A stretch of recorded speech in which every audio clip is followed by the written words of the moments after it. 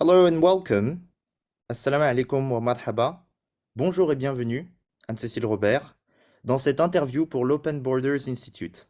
C'est ce qu'on a vu avec Monsieur Joseph Borrell, le haut représentant, qui, dans un discours qu'il a donné à Bruges, a notamment montré une certaine vision de l'Europe défenseur des valeurs morales de la démocratie contre le reste du monde. J'ai eu la chance notamment d'interviewer Monsieur Borrell sur cette question.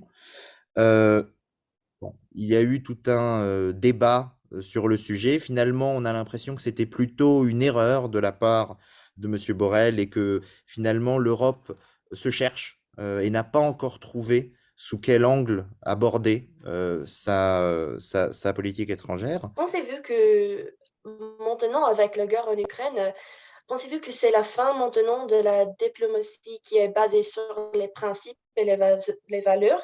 Et peut-être la diplomatie, ça prend un caractère plus réaliste maintenant dans le scène international? Je voyais venir la guerre, comme beaucoup, mais je ne la voyais pas venir en Europe. Et je pensais que ça éclaterait plutôt en Asie, en mer de Chine, etc. Mais on était à un tel niveau de tension qu'il était à peu près sûr que la guerre échappe. Et ce que je voudrais, ce sur quoi je voudrais insister, c'est que je pense qu'en partie, cette guerre est due à, à l'absence de dialogue international, et pire que ça, au refus de dialoguer. Je pense qu'on a eu, on est dans une phase et les Occidentaux n'ont pas joué leur rôle dans cette période. Les Occidentaux ont voulu pousser leur avantage historique. Ils ont refusé le dialogue. Alors peut-être qu'on n'aurait pas réussi à dialoguer avec les autres, hein, avec les Russes et les Chinois, peut-être, j'en sais rien. Mais ce qui m'a frappé, c'est qu'il y a eu un refus de dialogue et le choix de l'affrontement. C'est-à-dire la volonté de dire c'est nous qui avons raison, et on va imposer notre ordre parce qu'on a raison. Alors peut-être qu'effectivement on a raison, moi je suis une amie des droits de l'homme, je suis une enfant des Lumières, j'ai beaucoup d'admiration pour la Déclaration des droits de l'homme et du citoyen de 1789. Je trouve que la Déclaration universelle des droits de l'homme adoptée par l'ONU en 1948 est un texte magnifique. Donc je suis une partisane des droits de l'homme, et je vois bien que la guerre est la mère de tous les cauchemars, et que les Européens l'ont oublié. On sait pourtant, c'est pas si vieux que ça, hein. La Deuxième Guerre mondiale, on devrait se rappeler. En Afrique, ils s'en souviennent. Et donc, il faut absolument trouver en tout cas, repenser l'ordre international avec cette idée, comme on l'a fait en 1945, des conditions de préservation et de construction durable de la paix. Il y a eu beaucoup de changements, je pense comprendre au monde diplomatique, enfin, ou du moins qui sont à venir, notamment avec la passation du poste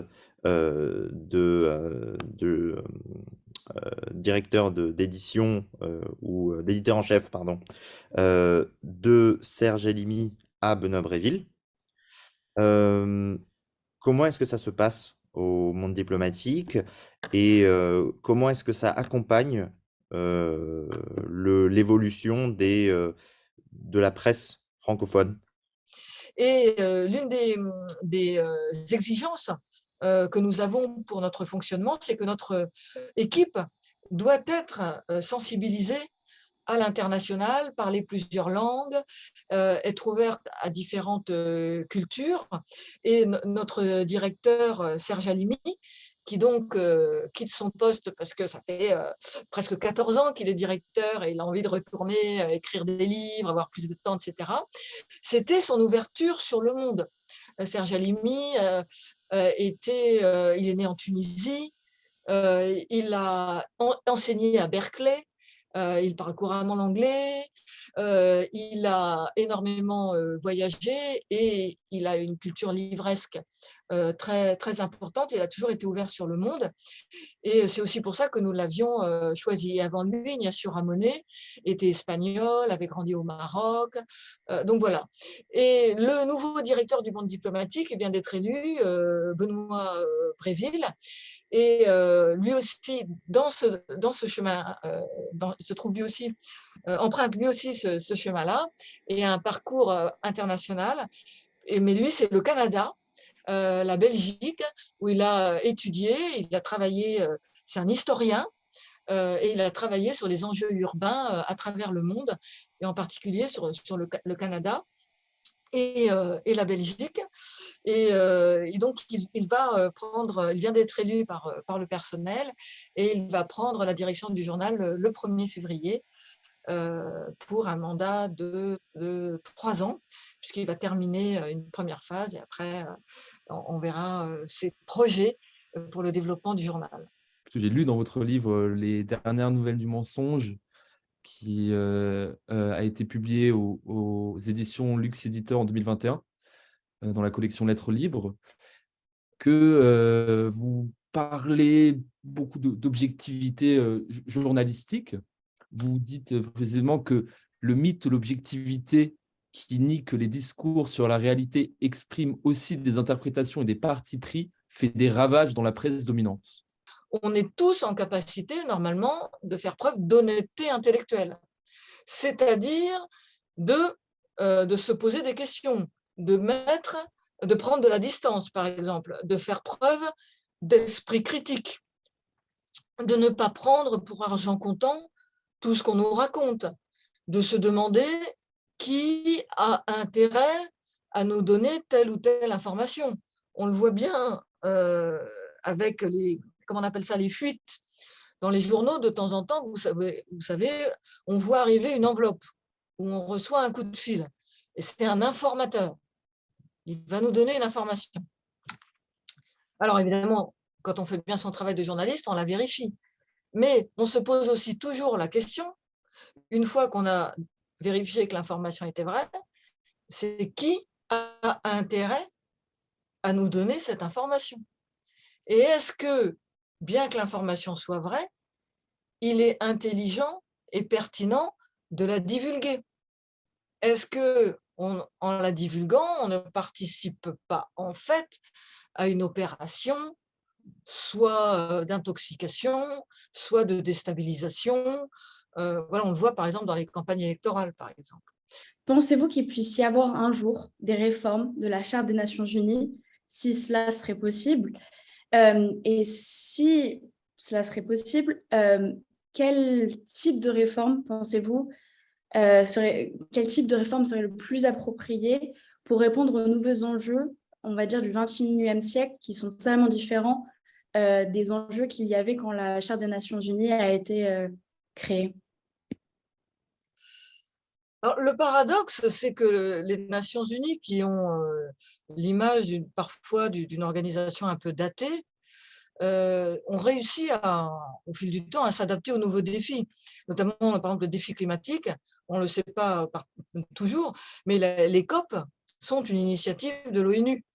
Donc là, je ne suis pas certaine qu'il y ait une nécessité d'adapter l'ONU aux défis d'aujourd'hui, parce que en fait, quand vous regardez l'ensemble des institutions de l'ONU, elles traitent de tous les sujets, la santé, les migrations, l'environnement, etc. En revanche, votre question est très pertinente sur la question de, en fait, pourquoi l'ONU n'arrive pas, alors qu'elle traite de tous ces sujets, à être la tour de contrôle, l'instance de régulation, au moment où la planète se dérégule de partout.